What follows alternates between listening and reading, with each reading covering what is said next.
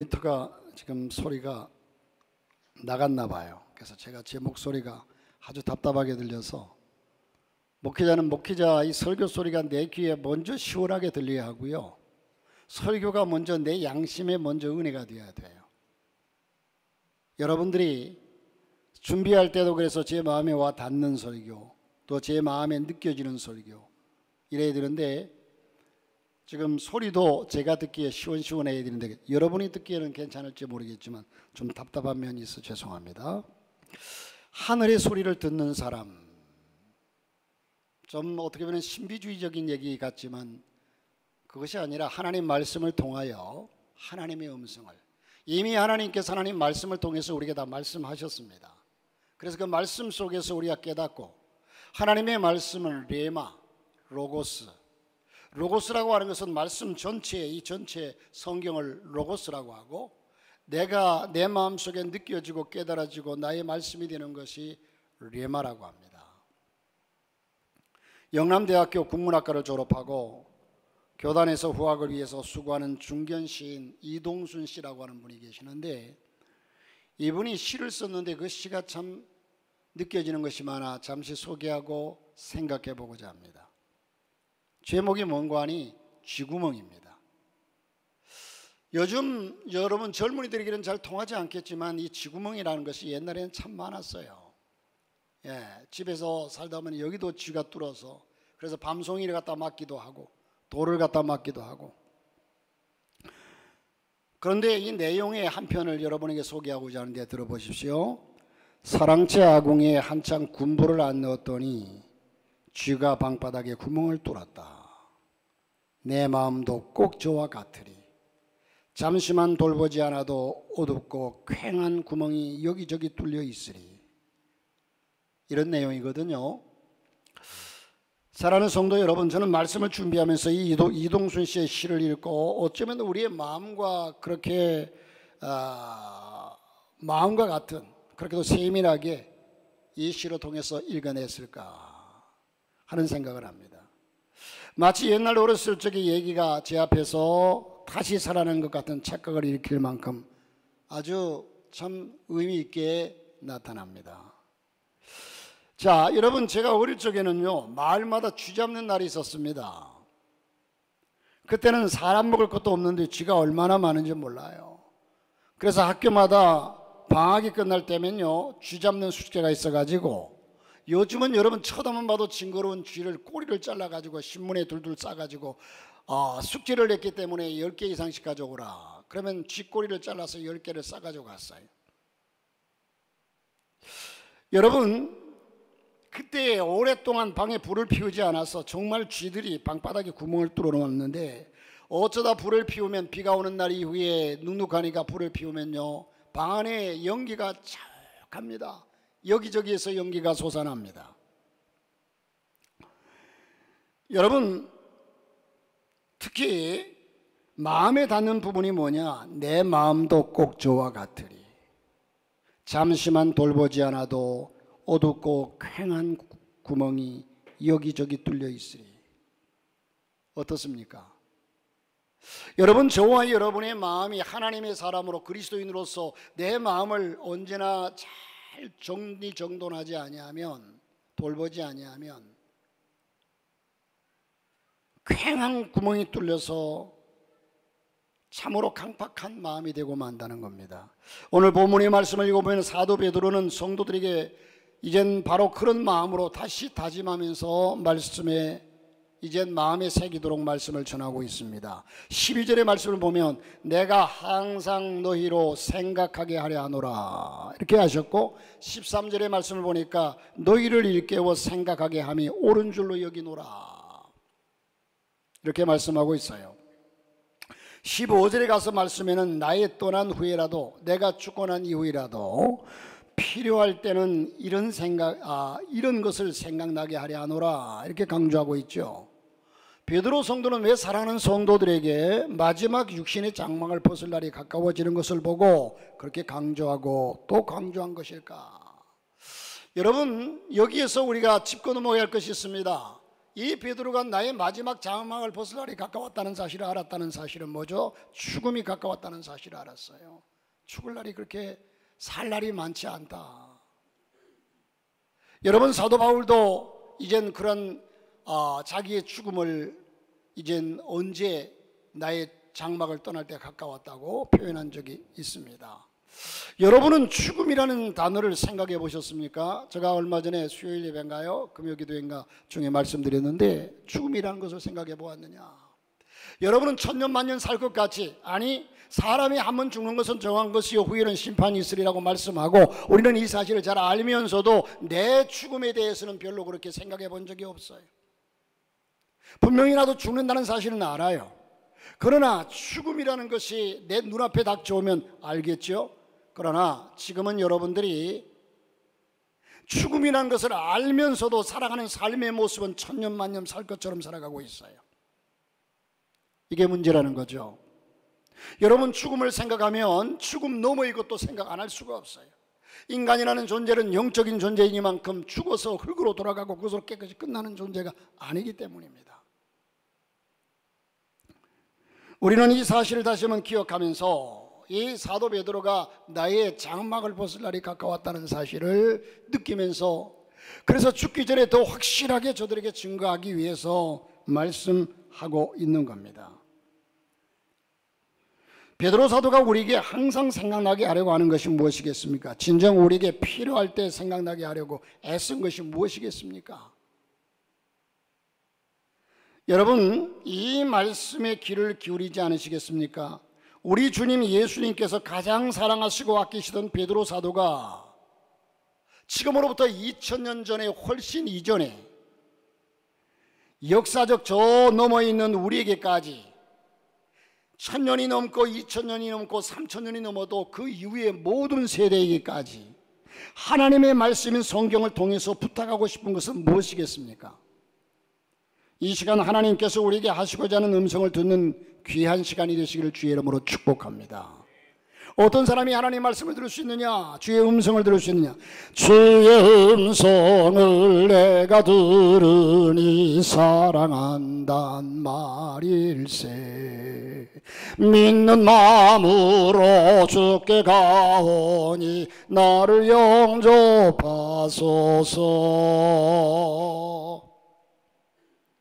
주의 음성을 내가 들으니, 첫째는 여러분, 하늘의 소리를 들을 수 있는 사람은 언제나 하나님의 말씀인 진리에 서고 그 말씀이 생각나는 사람입니다. 하나님이 때를 따라서 여러분에게 기이하게 환상 중에, 아니면 정말로 쟁쟁하게 우렁찬 목소리로 여러분에게 말씀할 수도 있습니다. 그러나 하나님은 성경 66권을 통해서 이미 우리에게 다 말씀하셨습니다. 그래서 이 말씀 속에서 하나님 음성을 들어야 합니다. 하나님의 66권의 말씀 속에서 내가 이 말씀을 읽는 순간에 그 말씀이 내 마음속에 다가옵니다. 내 마음을 때려줍니다. 그렇구나. 그런데 이런 사람이 어떤 사람이냐? 하늘의 소리를 들은 사람은 진리에 서고 그 말씀이 항상 생각나는 사람입니다. 여러분, 우리가 하나님 말씀에 젖어 살아야 합니다. 그래야만 여러분들이 하루 종일 뭔가 분주하게 그 일에 골몰하고 있다가 보면 저녁에 꿈을 꿀 때도 그 꿈을 꾸는 수가 있어요. 또 생각하면 그 일이 계속 머릿속에 떠올라요. 마찬가지로 우리가 하나님 말씀 안에 늘 잠겨 살면 우리에게 생각나는 것이 하나님 말씀이고 들려오는 것이 말씀을 통한 하나님의 음성입니다. 본문 12절의 말씀을 보니까 이러므로 너희가 이것을 알고 이미 있는 진리에 섰으나, 너희들이 이미 있는 진리에 섰으나 내가 항상 너희로 생각하게 하려 하노라. 이젠 진리 안에 서서 늘 주의 말씀을 묵상하고 그 말씀을 들으면서 그 말씀대로 살아가기를 원한다는 겁니다. 그러므로 우리는 당시 성도들의 신앙적인 자세를 알 수가 있습니다. 이미 믿음 안에 있는 사람들에게 사도 베드로는 이미 있는 진리, 너희가 알고 있는 진리를 항상 생각나게 하려 하노라. 할렐루야. 우리는 여기에서 영적인 그리스도인들의 삶의 자세를 발견할 수가 있습니다. 그것은 바로 예수님이 제자들에게 하신 말씀처럼 예수를 믿는 사람이라면 언제나 진리에, 곧 하나님 말씀에 붙잡혀 살아야 한다는 겁니다. 여러분, 하나님 말씀에 붙잡히기를 원합니다. 정치인들이 서로 정치에 발목 잡는다고 하지 않아요? 우리는 세상 것에 물질에 발목 잡히고 세상 뭔가에 발목 잡혀서 예수님께로 나아가는 데 있어서 내가 뭔가 장애를 받고 붙잡혀 있다는 겁니다. 그런데 하나님 말씀에 늘 붙잡혀 있는 사람은 언제나 그 말씀을 묵상하면서 주의 뜻이 무엇인지 분별하면서 이 세대를 본받지 아니하고 마음을 새롭게 하여 하나님의 선하시고 온전하시고 기뻐하신 뜻이 무엇인지 분별하며 살아가는 사람입니다. 그렇지 않으면 언제나 우리의 영적인 삶이 아무리 든든한다고 해도 사탄은 구멍을 내버리기 때문입니다. 요한복음 15장 5절부터 7절에 나는 포도나무의 능을 가지니 저가 내 안에 내가 저 안에 있으면 그 사람은 많은 열매를 맺나니 나를 떠나서는 너희가 아무것도 할 수 없습니다. 너희가 내 안에 거하고 내 말이 너희 안에 거하면 무엇이든지 원하는 대로 구하라. 그리하면 이루리라. 할렐루야. 볼지어다 내가 문 밖에서 문을 두드리니 누구든지 내 음성을 듣고 문을 열면 나는 그에게로 들어가 그로 더불어 먹고 그는 나로 더불어 먹으리라. 주와 함께 동행하는 삶. 예수님은 이미 알고 계셨습니다. 그것은 영적인 법칙이었던 겁니다.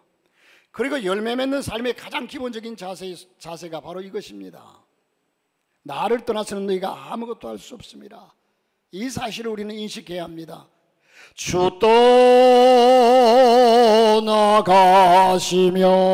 떠나가시면 내 생명 헛되네. 주와 함께. 여러분, 주님이 나를 떠나가면 너희가 아무것도 할 수 없습니다. 너희가 내 안에 내 말이 너희 안에 거하면 무엇이든지 원하는 대로 구하라. 그래야만 이루리라.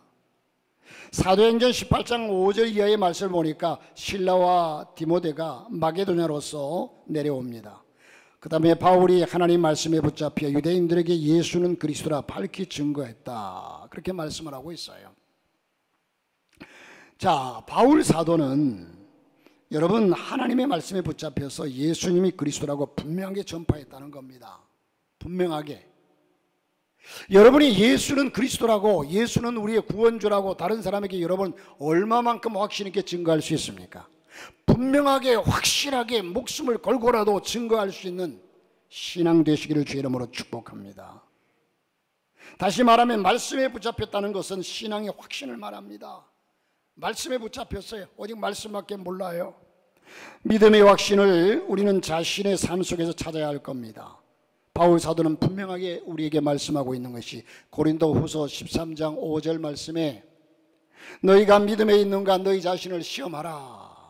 그리고 너희 자신을 확정하라. 예수 그리스도께서 너희 안에 계신 줄을 너희가 알지 못하느냐. 그렇지 아니하면 너희는 버리운 자니라. 세상에서 가장 불쌍한 사람은 버림받은 사람입니다. 여러분, 우리가 하나님을 믿는다고 하면서도 하나님께 버리운 자라면 얼마나 불쌍하겠습니까? 우리는 언제나 우리 속에 있는 예수 그리스도 그분을 발견해야 될 줄 믿습니다. 그분에게 내 왕자를 내어주고 그분이 나를 다스려야 합니다. 그분의 다스림을 받아야 합니다.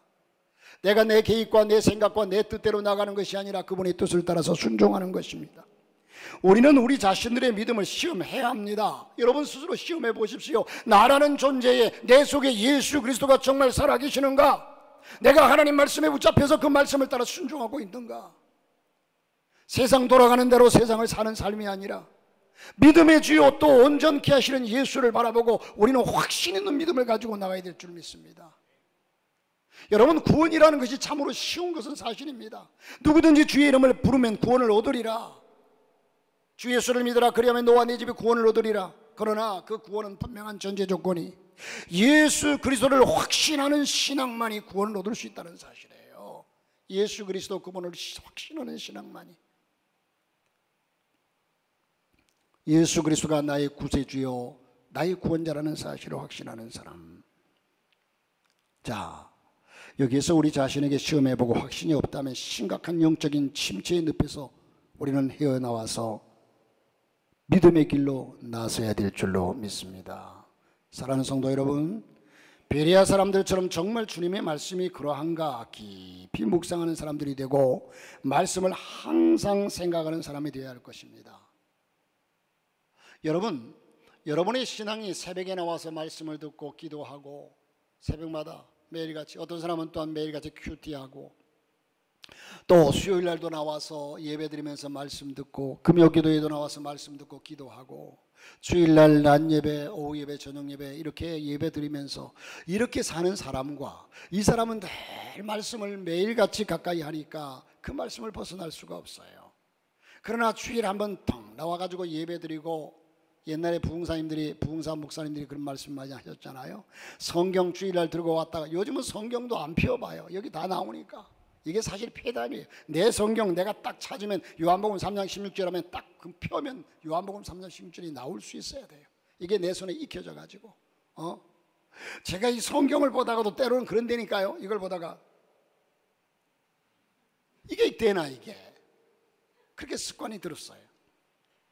그런데 성경을 여러분 늘 이렇게 사는 사람과 주일날 교회 한번 왔다 가면 성경 팍 던져놓으면 어디에 있는지도 모르고, 그 다음 주일날 아침에 그냥 겨우 찾아보니까 먼지가 이렇게 툭툭 털고서, 그래가지고 교회 나와서 빈손으로 가는 것보다 성경은 뭐 교회 오면 다 띄워주지만 또 핸드폰에도 있지만 그래도 성경 들고 나와서, 여러분 이렇게 사는 사람과 하나님 말씀이 내게 다가오는 확률이 어느 것이 높을까요? 두말할 것도 없잖아요. 우리는 하나님 말씀을 가까이 하고 베레아 사람들처럼 정말 주님의 말씀이 거란과 깊이 묵상하는 사람들, 여호와의 율법을 주야로 묵상하는 자가 복이 있다고 했습니다. 복이 있는 사람은 여호와의 말씀을 주야로 묵상하는 자로다. 주님의 진리 안에서 살도록 힘쓰고 애써서 이 시대의 가치와 목표를 새롭게 하고 우리의 삶에서 그리스도의 향기를 발해서 생명의 공급자가 되는 저와 여러분 성경을 매일 읽을 때 통독, 저희들이 이제 해년해마다 정초에 성경 통독대회를 해서 1년에 1독을 합니다. 1독 하지만, 그러나 여러분들이 많이 읽는다고만 좋은 것은 아닙니다. 한 절을 보더라도 여러분 매일같이 성경을 보십시오. 한 절만 보고 이 뜻이 무엇인가 쭉 묵상하고, 그 한 절 보는데 아마 10초 20초면 읽어요. 그러면서 그 말씀을 생각하고 묵상하고 말씀을 따라 사는 삶이 중요한 것입니다. 두 번째로 여러분, 하늘의 소리를 듣는 사람은 사명으로 사는 사람입니다. 사명감이 확실한 사람입니다. 사명감이 확실한 사람. 본문 15절의 말씀 보니까 내가 힘써 너희로 하여금 나의 떠난 후에라도 필요할 때에는 이런 것을 생각나게 하려 하노라. 베드로가 있을 때는 그것을 지적하고 가르쳐주지만, 그러나 그가 떠난 이후에 부모가 자식을 생각하면 아이고 내 죽고 나서라도 제가 저걸 잘할까, 이런 걱정들을 부모들이 할 수 있어요. 그리고 13절의 말씀을 보니까 내가 이 장막에 있을 동안에 너희를 일깨워 생각하게 하며 옳은 줄로 여기노라. 내가 살아있는 동안에 너희들에게 바르게 가르치는 것이 내 사명이다. 일깨우고 생각나게 해야 할 이 시대의 사명자가 요구됨을 말씀하고 있습니다. 주님이 잡히시기 전날 밤에 마지막 최후의 만찬을 드시고 있었습니다. 그리고 예수님이 자신이 고난을 당하시고 죽을 것을 그곳에서 예언하셨습니다. 그리고 베드로가 닭 울기 전에 3번 내가 나를 부인하리라 말씀하시고 이젠 최후의 만찬이 임하셨는데, 바로 그 시간이었습니다. 주님은 아마 진지한 마음으로 베드로에게 부탁하셨던 것 같습니다. 누가복음 22장 31절에서 32절의 말씀에 보면 시몬아 보라, 사단이 밀 까부려듯 하려고 너희를 청구하였으나 그러나 내가 너를 위하여 내 믿음이 떨어지지 않기를 기도하였노니 너는 돌이킨 후에 내 형제를 굳게 하라. 그렇게 말씀해요. 이렇게 말씀할 때 베드로는 주님 그렇습니까? 이렇게 수긍하지 않아요. 자기는 그렇지 않을 것이라고, 절대로 나는 주님을 부인하지 않을 것이라고 얘기해요. 시몬아, 내가 너를 위해서 내 믿음이 떨어지지 않기를 기도하였노니 너는 돌이킨 후에 내 형제를 굳게 하라. 내 형제를 굳게 하라. 부탁하신 말씀에 마지막까지 충성을 다하고 있는 것을 알 수 있습니다. 나의 떠난 후에라도 필요할 때는 이런 것을 생각나게 하노라. 그러니까 이 베드로가 주의 말씀이 생각나서 통곡하며 회개하지 않았습니까? 이것을 이미 아신 우리 주님께서 여러분, 목회를 하다 보니까 성도들이 이렇게 하는데 그 하는 것을 보면서 목사님이 안타까운 마음으로 집사님 그러면 안 됩니다, 그러다가는 이렇게 돼요 저렇게 돼요, 예언스럽게 말씀을 전하는데도요 목사님 그런 말씀 마세요, 나는 잘할 수 있습니다 하고 장담하지만 벌써 목회자의 눈에는 불 보듯이 뻔히 보여요.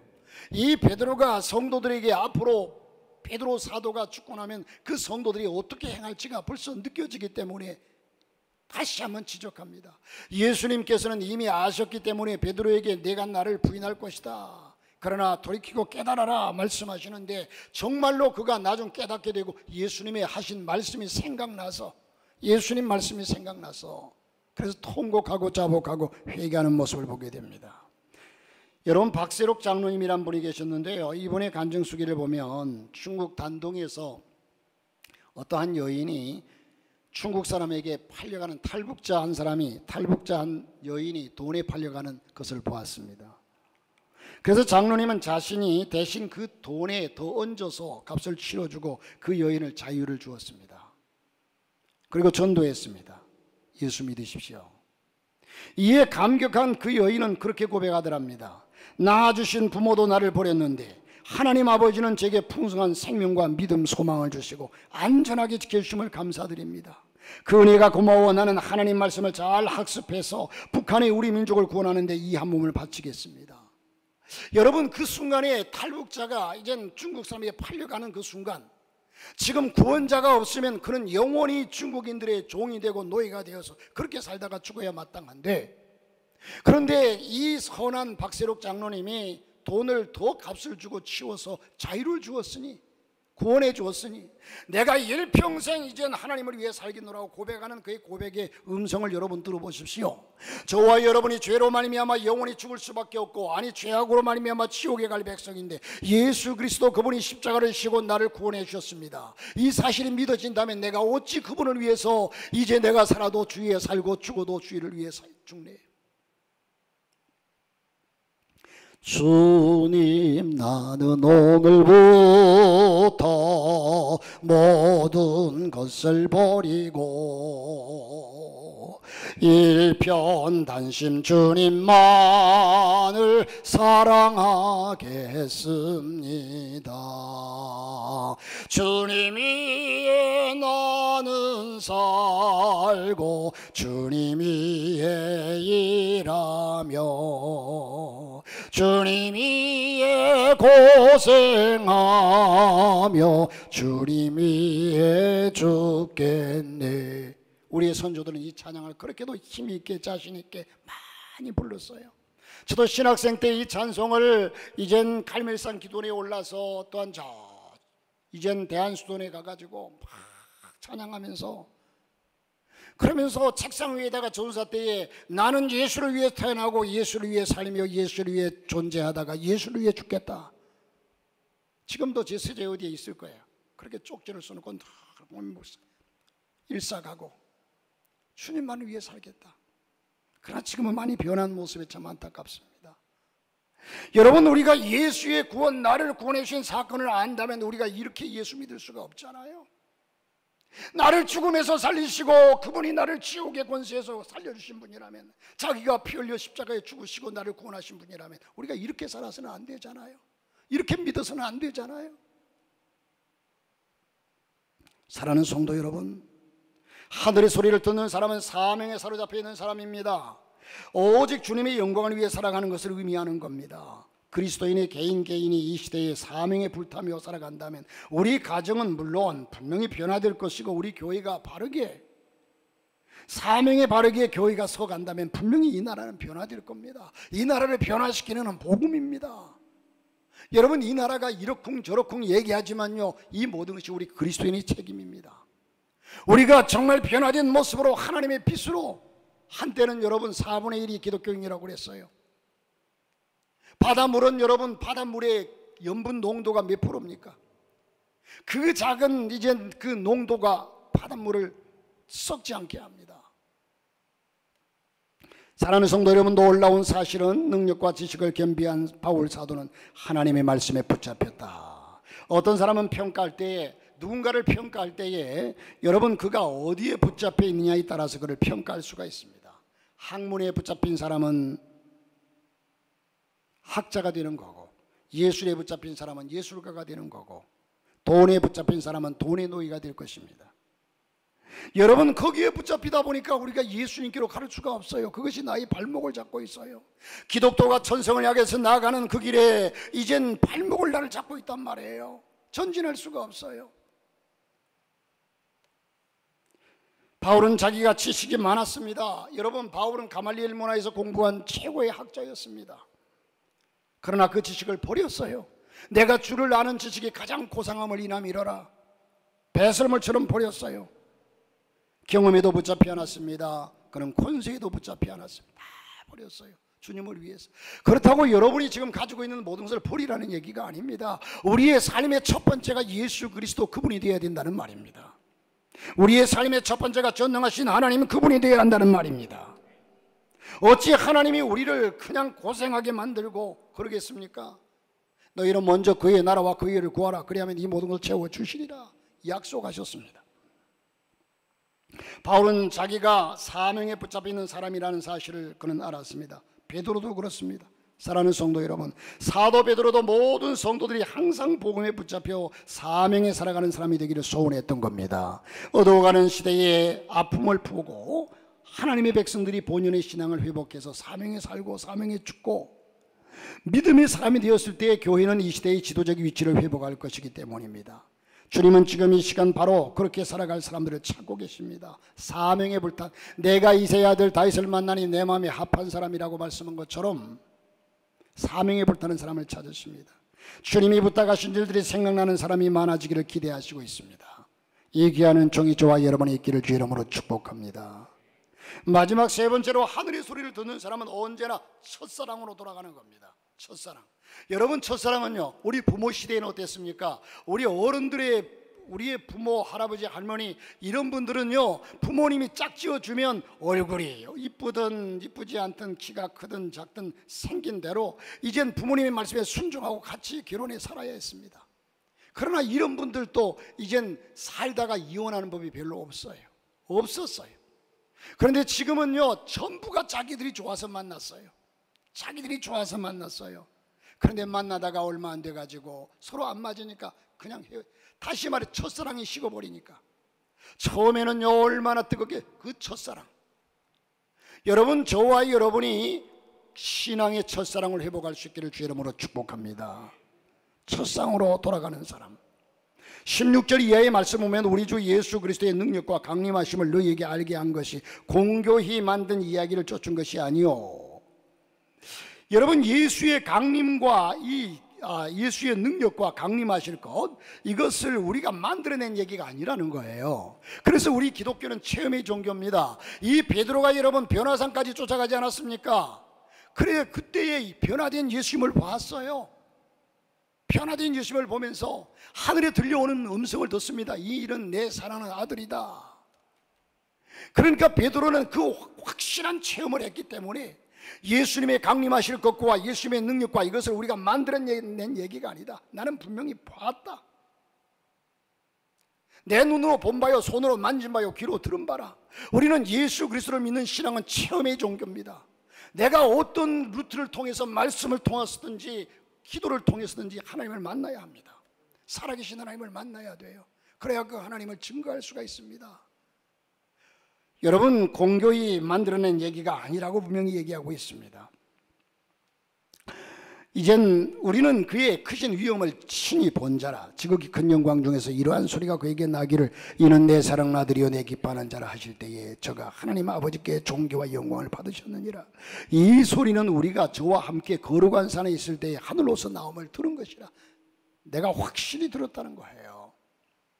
베드로 사도는 여기에서 자신을 가리켜서 그의 크신 위엄을 친히 본 사람이라고 고백합니다. 그리고 거룩한 산에 있을 때에 하늘로서 나오는 소리를 들은 자라고 말씀하고 있습니다.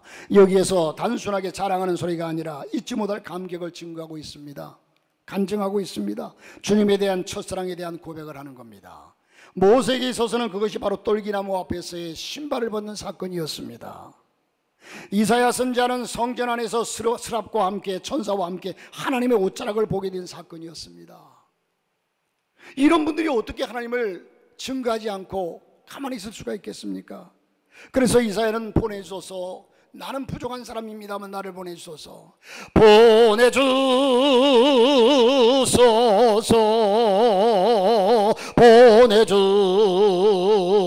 보내주소서. 제단 숯불 내 입술에 대니 어찌 주저할까. 주여 나를 보내주소서.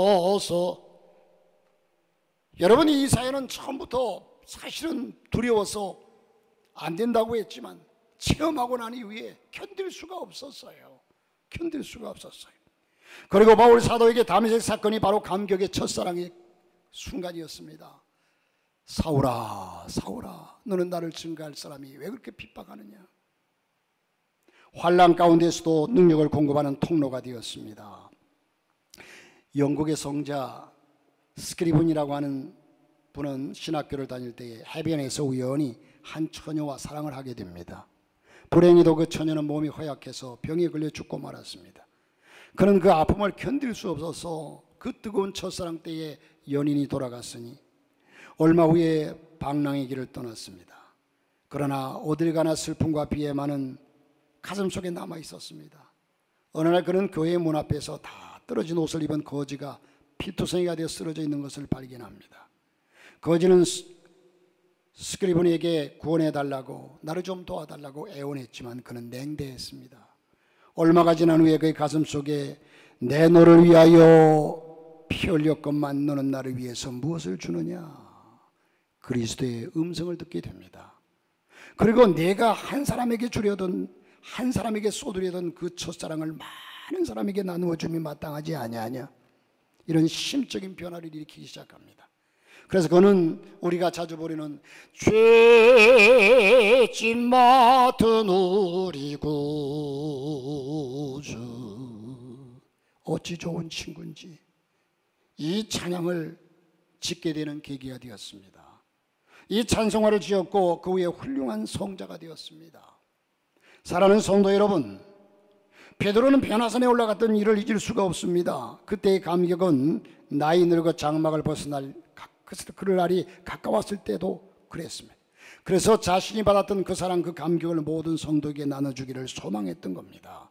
그래서 친히 내가 본 것이요 내가 거룩한 산에 있을 때 하늘에서 들려왔던 그 소리에 대해서 증거한다는 겁니다. 여러분의 처음 믿음의 감격을 때로는 두 손 들고 눈물을 흘리면서 주님 사랑합니다 고백했던 그 고백, 다시 또한 아니면 여러분들이 한때는 또 해이해지고 식어졌지만 다시 회복하는 귀한 그 은혜, 저는 이번 연합성이지만 우리 지방의 연합성이지만 이 성에 기대를 많이 합니다. 우리 성도들이 코로나로 식어졌던 저들의 신앙이 다시 불붙고 다시 회복한다면 교회는 다시 일어날 수 있고 우리는 교회로서의 역할을 감당할 것이다. 우리 스스로 안 됩니다. 주의 은혜가 내 속에 들어와야 합니다. 그리고 그들로 하여금 전하는 많은 사람들에게 그들로 하여금 하나님의 사람으로 세움을 입도록 돕는 자가 되어야 합니다. 여러분, 방글라데시에 선교사로 가 있는 박천웅 목사님이, 그는 불교 신자로 살다가 폐병 말기에 하나님 앞으로 부르심을 받았습니다. 죽을 각오를 하고 금식 기도를 하던 중에 고침받고 방글라데시로 보내시기를 원하시는 하나님의 음성을 들었습니다. 죽을 목숨을 살려주었는데 남겨진 생애를 아낌없이 충성하겠노라고 결단하고 그는 방글라데시로 떠났습니다. 그런데 그곳에서 만난 사람들에게 배신감을 느낍니다. 저들을 위해서 자기는 몸을 바쳐 이곳에 왔고 때로는 이젠 저들을 위해서 가르치게 학교를 세우고 교회를 세우고 하는데 그곳에 사람들이 와서 학교의 물건을 다 훔쳐가 버립니다. 교회의 물건을 다 훔쳐가 버립니다. 집에 있는 세간사료도 다 훔쳐갑니다. 너무 싫었습니다. 자, 그리고 이젠 저들이 그걸 자기가 이렇게 헌신한 줄 알면서도 그들의 교통수단은 닉사라고 하는 그런 인력거가 있는데 이 인력거를 타면 바가지를 왕창 씌웁니다. 여러분, 이런 사람들을 보면서 정말 사랑할 수가 없더랍니다. 그런데 어느 날 전도하러 찾아간 그곳에 사는 사람을 만나게 되는데 참 비참한 모습을 보게 되었습니다. 비가 새는 집, 그 집안은 진흙이 질척거리는데 열병으로 거적대기 위에 이불을 덮고 누워있는 사람들을 보면서 자신이 처음에 하나님께 받았던 사명을 다시 생각하게 되었습니다. 대부분이 이슬람 교도들이기 때문에 복음을 전한다는 것이 목숨을 걸어야 하는 상황에서 그런 주저했던 자신의 모습도 거기에서 다시 한번 발견하게 됩니다. 그는 이미 하나님께서 연장해 주신 생명을 걸고 복음을 전하기 시작하고 하나님의 마음으로 그들의 모습을 보기 시작하면서 저들을 사랑하게 되고 자신의 사명이 무엇인지를 깨닫게 되었다는 겁니다. 사랑하는 성도 여러분, 오늘도 혹 하늘의 소리를 듣지 못한 사람이 있다면 말씀을 가까이 하십시오. 예배를 가까이 하십시오. 하나님과 가까이 있어야. 아까도 일부 예배 때도 말씀드렸는데 제가 4층 식당으로 올라가 가지고 보니까 우리 권사님 두 분하고 집사람하고 셋이서 점심 식사 준비하느라고 분주하게 있어요. 그래서 아유 수고들 많으십니다. 근데 쳐다도 안 보더라고. 아니 우리는 땀을 일하는데 목사님 뭐 하세요? 하는 그런 의미로 느껴져서 아유 이분들 봐라. 그리고 옆에 가보니까 자기 하는 일에 골몰하다 보니까 누가 뭐라는지 들리지가 않아요. 못 들으셨죠? 권사님? 듣고도 그렇게 대답 안 할 뿐이 아니거든요. 여러분, 저와 여러분이 세상 것에 붙잡혀 있다 보니까 주님은 늘 성경을 통해서 내 삶을 통해서 우리에게 노크하십니다. 말씀하십니다. 그런데 우리가 너무 분주하게 세상에 빠져 있다 보니까 하나님의 음성을 못 들어요. 나는 계속 말하는데 너희들이 너무 바빠서 내 얘기를 못 듣는다 하는 얘기입니다.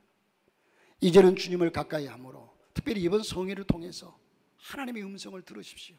그냥 신기한 여봐라 하는 이런 음성이 아니라 말씀 속에서 하나님의 음성을 들으십시오.